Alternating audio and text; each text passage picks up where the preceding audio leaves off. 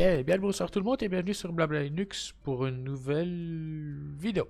Alors Blabla Linux c'est bien souvent des vidéos euh, bien présentées au niveau visuel, au niveau explication, mais Blabla Linux c'est juste aussi, pourquoi pas, faire une simple vidéo, une pièce vidéo comme j'aime les appeler, dans laquelle je mets le doigt sur une nouvelle alternative sans nécessairement bien la connaître et savoir l'utiliser parce que je l'ai découverte il n'y a pas longtemps. Et quelle est-elle cette alternative? Mais déjà c'est une suite bureautique. Parce que quand on parle de suite bureautique, bien souvent on cite quoi? On cite LibreOffice, OpenOffice ou EPS Office. Mais il y en a d'autres. Exemple, il y a FreeOffice. Alors quand j'en ai parlé sur la page Blabla Linux, on m'a dit ouais, enfin moi bof surtout qu'il y a LibreOffice donc je vois pas l'intérêt de parler de cette suite là. Donc si je suis ce raisonnement là, pour la lecture vidéo, bah il y a VLC.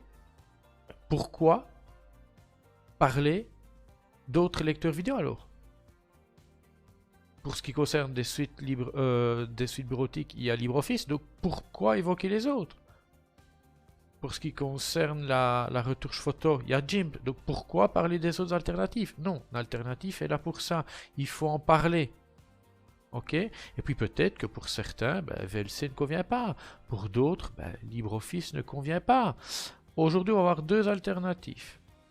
Ok? Dans deux domaines bien différents. Premier domaine, bureautique. Donc en plus de LibreOffice, OpenOffice, WPS Office, je ne cite que les plus courantes, on va voir FreeOffice. Alors, je vais me connecter et en plus, regardez comme vous êtes chanceux, je me connecte sur Peppermint OS 9, distribution que j'avais installée que je vais présenter et voilà, je ne l'ai jamais présenté en fait. Par manque de temps et peut-être un peu d'envie, hein, voilà, je ne sais pas. Donc ce que je vais faire, je la connais pas du tout cette Peppermint, donc ce que je vais faire déjà, on va démarrer le navigateur qui est Firefox. Ça par contre je connais, hein. C'est Mint Update, donc je vais le mettre en route. Hop, préférences, qu'est-ce qu'il me dit?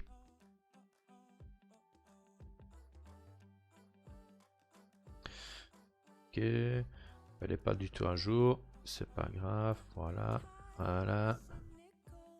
Désolé, mais je préfère Google en .be. Voilà, et je vais faire FreeOffice. Voilà, freeoffice.com. Yeah, c'est bien, c'est le bon site. Ah ouais, mais évidemment, on va faire français. Voilà. Ce sera mieux. Alors, l'alternative gratuite à Microsoft Office. En deux mots. Donc, je suis ici. FreeOffice est une suite bureautique complète comprenant un traitement de texte, un tableur et un programme de présentation, tous compatibles avec leur équivalent de Microsoft Office. Alors, quand ils disent complète, c'est complète pour eux, mais complète par rapport à d'autres, non. Parce qu'ici, il n'y a que trois modules. Il y a le module traitement de texte, le module de tableur et le module de présentation. Mais c'est déjà pas mal. Alors, vous lirez le reste hein, si vous voulez. Pour télécharger, bouton télécharger, mais il y a une petite astuce, c'est que vous êtes obligé de rentrer une adresse mail. Mais pas nécessairement une adresse mail valide. Chut, je n'ai rien dit. La preuve, ah oui, c'est multiplateforme, hein, Windows, Mac, Linux. Regardez, je vais cliquer sur télécharger. Qu'est-ce qu'il me dit? Vous n'avez pas saisi votre adresse mail. Mais pas de souci, mon coco. Je vais la saisir. Je vais même mettre mon nom. Voilà, blablateur. Pays. Allez, là, je vais être correct.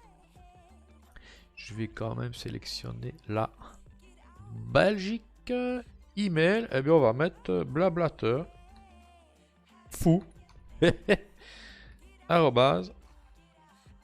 Hotmail.com et voilà, et là je vais cliquer sur télécharger et attention, yeah, moi je vais partir sur un point DEP en architecture 64 bits, donc on a du RPM en 32 bits, DEP en 32 bits, donc autre système en 32 bits, ce sera, je sais pas, moi, un point run ou une archive tar.gz, je sais pas. Et la même chose en architecture 64. Donc moi, je prends le point deb en architecture 64. Je sauvegarde. J'aurais pu l'ouvrir directement, mais j'ai envie de voir le poids. Ah ben voilà, 122 mégas. Donc mon petit gestionnaire de fichiers. Voilà. Téléchargement. On patiente. Il y a le .deb.part quand c'est pas complet. Voilà, c'est bon. Au revoir Firefox. Donc on a dit qu'il faisait combien 128 mégas exactement. 128 mégas. Alors ici c'est pas dur. On peut reconnaître l'icône de l'installateur de paquet G2B pour GDebian. Voilà, ouvrir avec l'installateur de paquet G2B. Je dois m'authentifier pour élever les droits, les privilèges. Chose faite. On patiente, on patiente. Voilà. Alors, on a les détails. Je vais attendre qu'il ait fini. Les détails, les fichiers inclus et l'Intian Output. Ah, il faut installer le paquet Lintian. On s'en fout. Description. Installer le paquet. Terminal. Hop là. Fermeture automatique une fois les modifications appliquées avec succès. Et on patiente, on patiente.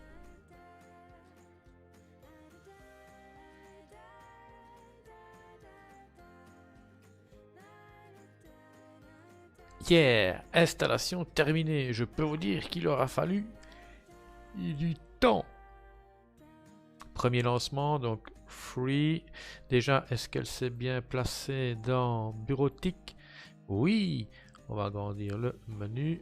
Voilà. Donc nous avons FreeOffice 2018 Plan Maker, FreeOffice 2018 Présentation, FreeOffice 2018 Text Maker. Je vais lancer Text Maker, qui est l'équivalent de Writer chez LibreOffice et de Word chez Microsoft Office. Interface utilisateur, voilà, on a le choix entre 4 interfaces. 2 visuels différents en ruban et 2 visuels différents en menu et barre d'outils classique. On va toutes les tester, tiens. Ouais, on va faire comme ça, ok.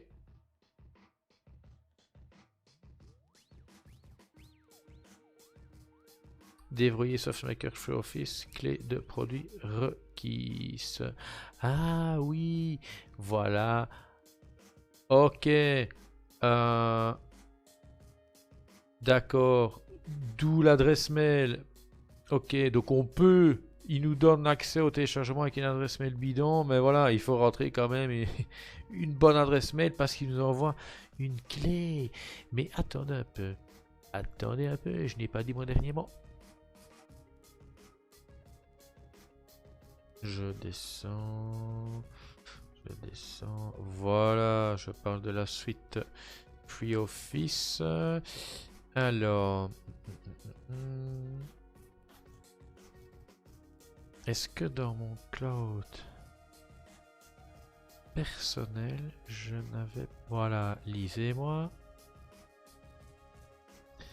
Oh ben, on va l'enregistrer dans... Oui, dans documents, voilà. Alors, hop là. Document, lisez-moi. Et voilà.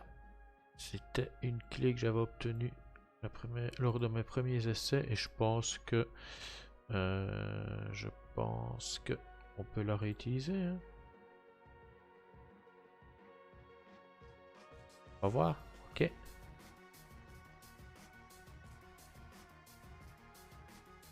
Oui, ça passe. Donc ça, je passe. Ok, voilà. Pas mal, hein. Alors, si vous voulez changer le visuel, donc mode ruban, mode classique, je pense que c'est affichage, non, fichier, non, ah, personnalisé, interface utilisateur, voilà, on va choisir le mode ruban en blanc, ok, on relance, oui, donc je n'ai plus besoin de Chromium, oula, Au revoir. Voilà. Voilà. Nouveau ruban. Même chose. Hein. Donc, fichier personnalisé, interface utilisateur, menu et barre d'outils classique. Allez, on va prendre celui-là. OK. On relance. Oui.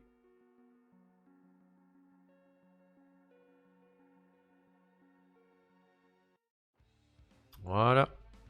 Alors ici, comment est-ce qu'on modifie ça? Fichier. Non. Édition. Affichage. Non. Format sur les tableaux. Complément.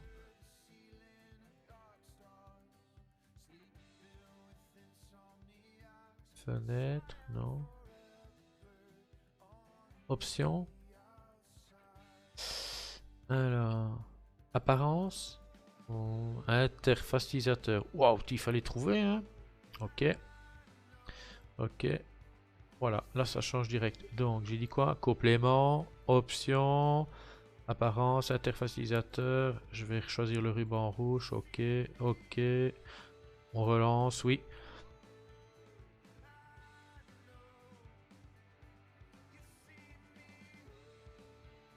Et voilà, donc ça c'est TextMaker. Donc si je veux bureautique,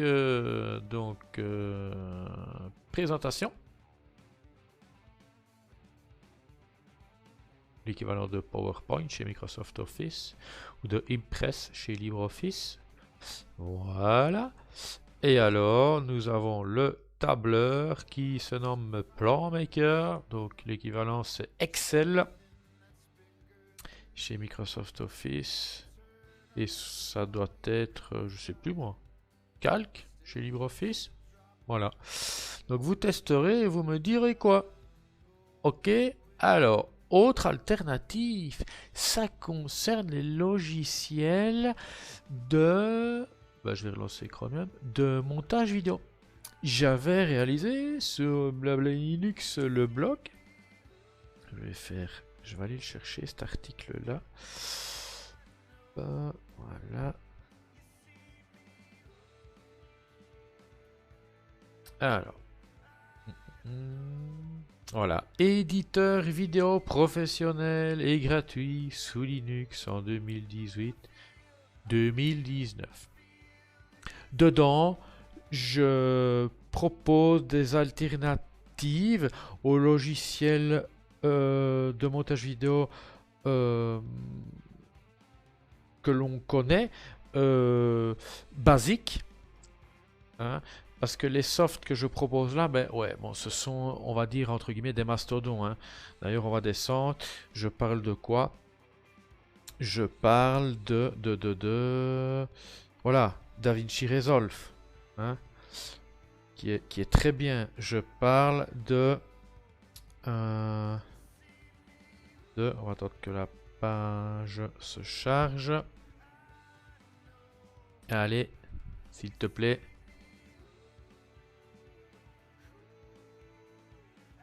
Allez.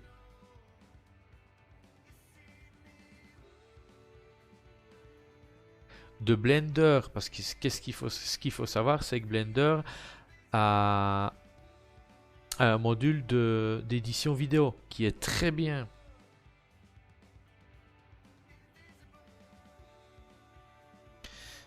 On continue.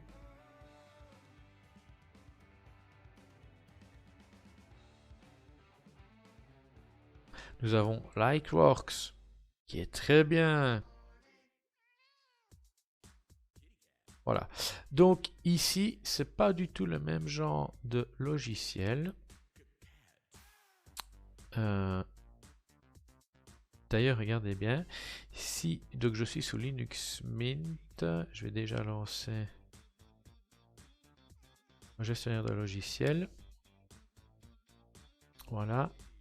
Dans la VM, là, je vais lancer Firefox. Et ce logiciel, quel est-il?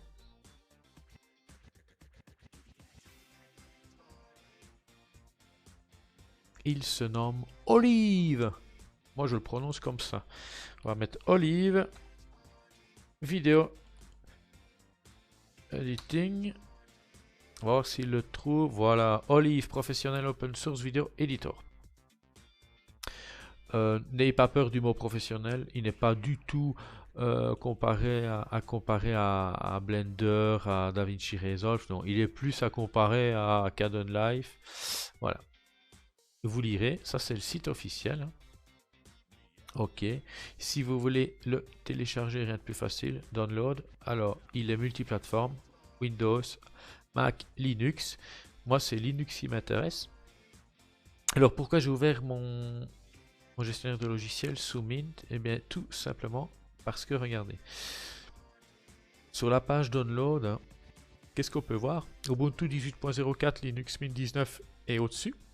En l'occurrence, donc tout ce qui est au-dessous de la 18.04 et de la 19 de Mint. Mais on peut voir que ce soft existe en paquet snap, en AppImage, il existe pour Arch, donc dépôt AUR, Flatpak, et oui, en Flatpak. Donc s'il existe en Flatpak, en théorie, si je tape Olive, eh bien il devrait me le trouver. Voilà, il est là.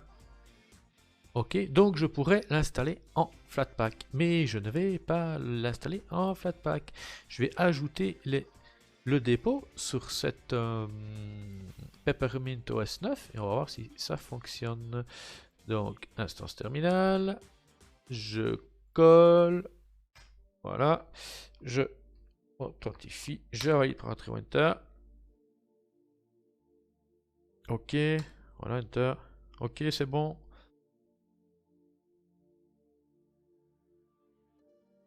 Voilà, et normalement, si je fais un sudo, ce sont des vieilles commandes, apt-get, donc si je fais un sudo apt install Olive Editor, on va attendre qu'il ait fini.